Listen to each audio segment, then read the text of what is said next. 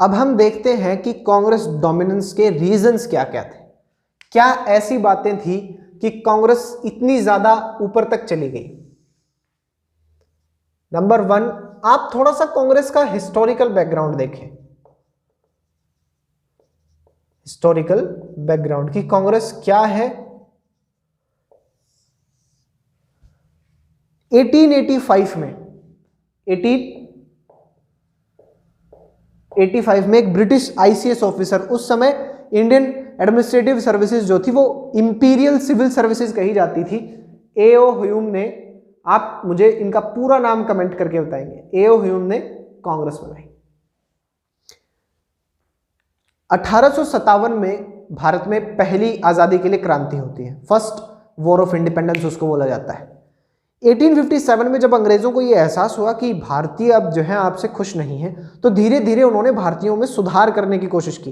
Crown rule जब शुरू हुआ 1858 में, यहां क्या हुआ कि एओ ह्यूम ने कांग्रेस बनाते हुए, कांग्रेस का लिटरल मीनिंग होता है एन असेंबली ऑफ पीपल, लोगों का एक सभा, एक कन्वेंशन। तो कांग्रेस के पीछे का उनका कारण क्या था कि भारत का जो पढ़ा लिखा वर्ग है, कौन सा, याद रखिएगा कौन सा वर्ग, एजुकेटेड, अर्बन,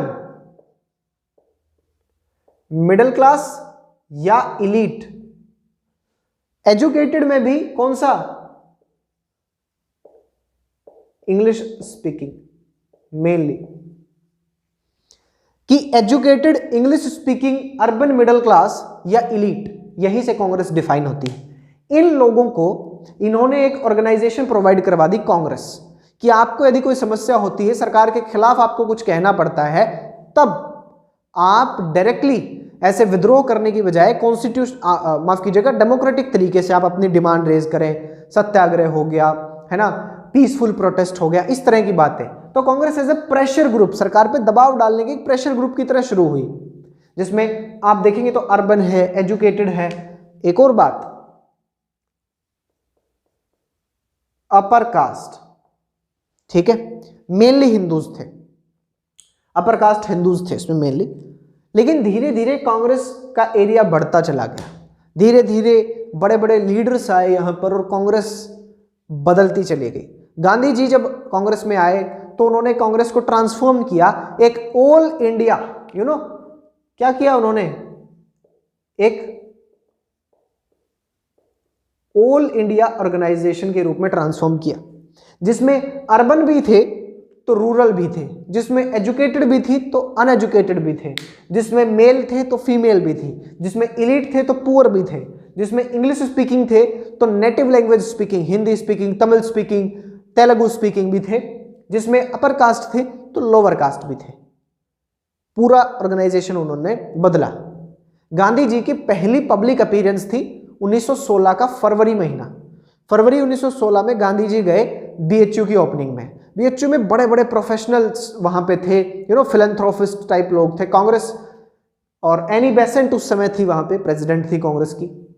तो गांधी जी ने कहा कि जब गांधी जी को बोलने का अवसर दिया गया, गांधी जी की उस समय तक भारत में कोई प्रसिद्धि नहीं थी, वो केवल इसलिए जाने जाते थे कि उन्होंने साउथ अफ्रीका में सत्याग्रह किया।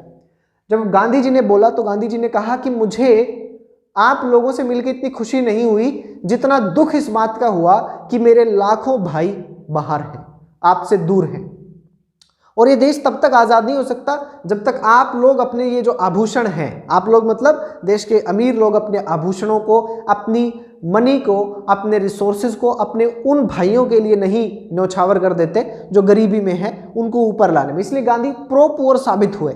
गांधी की उनकी देखिए, उनकी प्रसिद्धि का एक कारण यह भी था कि उन्होंने प्रो पुअर अपने आप को एस्टेब्लिश किया। तो ये कांग्रेस का हिस्ट्री रहता है।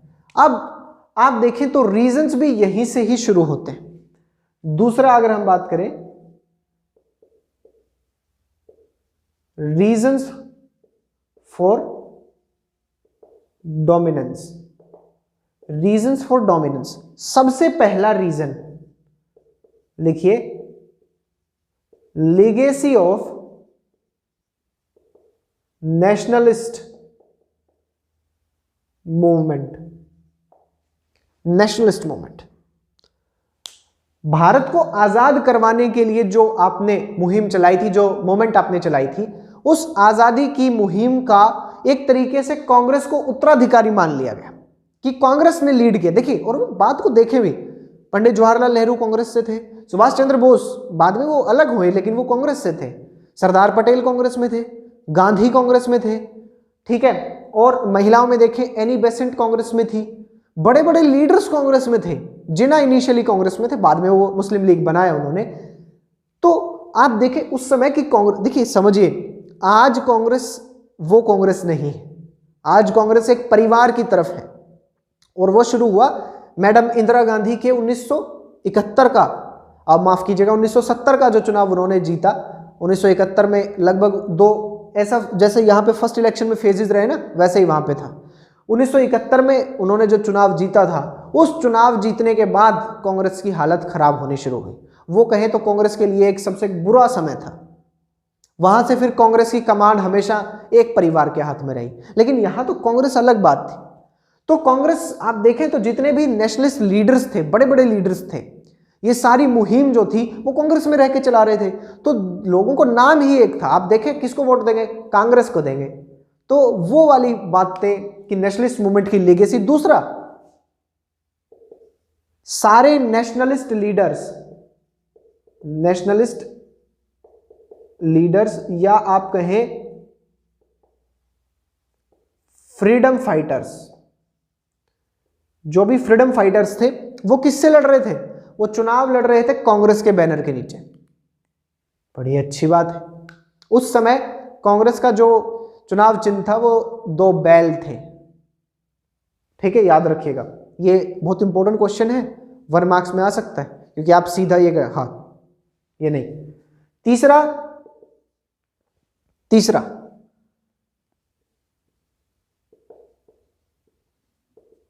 Charismatic leadership. देखिए, लीडरशिप एक बहुत बड़ी चीज है, और लीडरशिप किसके हाथ में थी उस समय, पंडित जवाहरलाल नेहरू के हाथ में।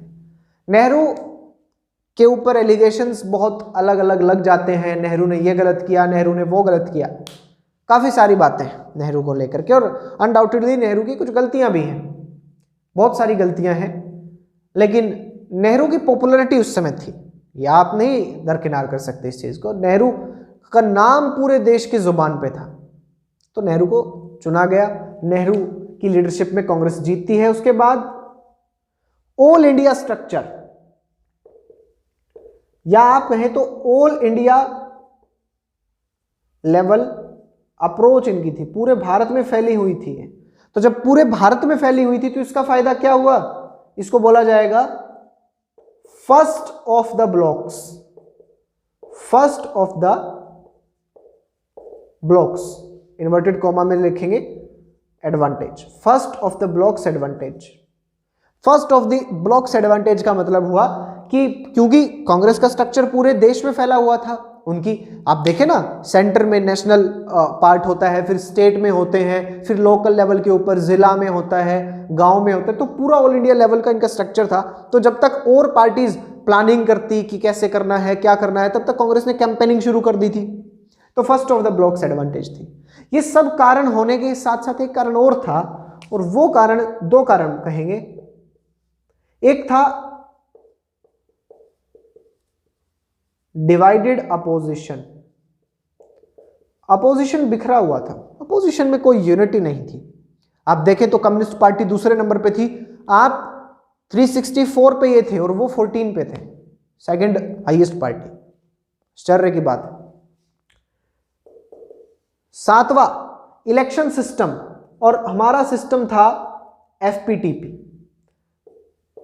First pass the post system. First pass the post system, यहां पे क्या है FPTP, जो आप 11th में पढ़ के आए कि वोट शेयर्स, कांग्रेस के पास वोट शेयर तो कितना था, केवल 45% था। वोट शेयर तो था 45%, यानी कि जितने वोट पड़े उनमें से 45% वोट मिले कांग्रेस को। लेकिन आपके लेजिस्लेचर में कितनी सीटें आपके पास थी, 74%।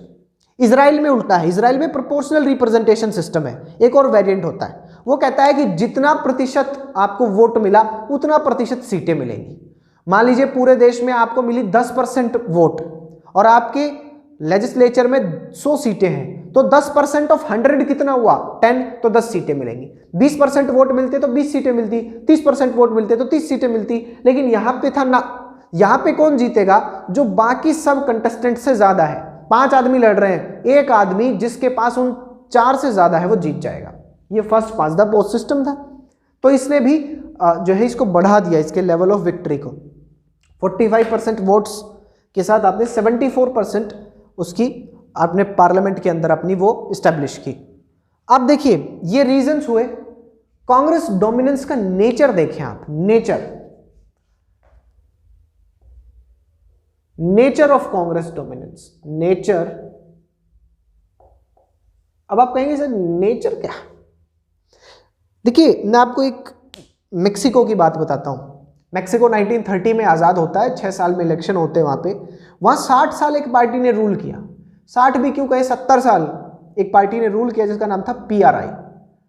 PRI की फुल फॉर्म होती है इंस्टीट्यूशनल रेवोल्यूशनरी पार्टी।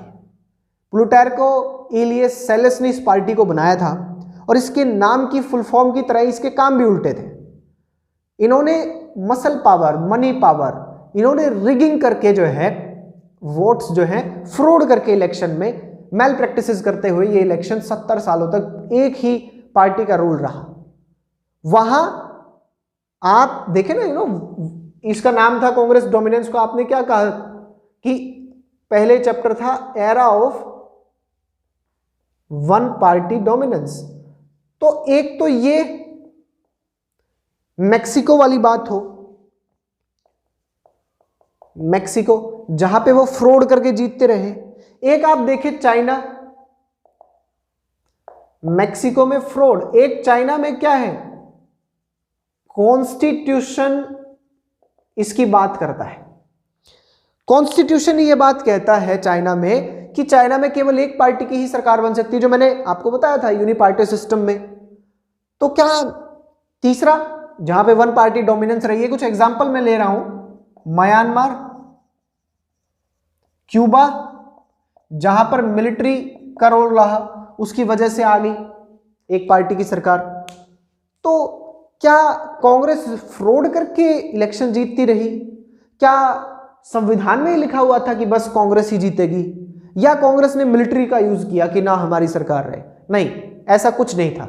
यानी कि कांग्रेस का नेचर ऑफ डोमिनेंस ना डिक्टोरियल था ना ऑटोक्रेटिक था, यानी कि किसी तरह की तानाशाही नहीं थी, किसी तरह का फ्रॉड नहीं था। कांग्रेस का नेचर ऑफ डोमिनेंस डेमोक्रेटिक था। रीजंस थे, इन कारणों की वजह से कांग्रेस डोमिनेंस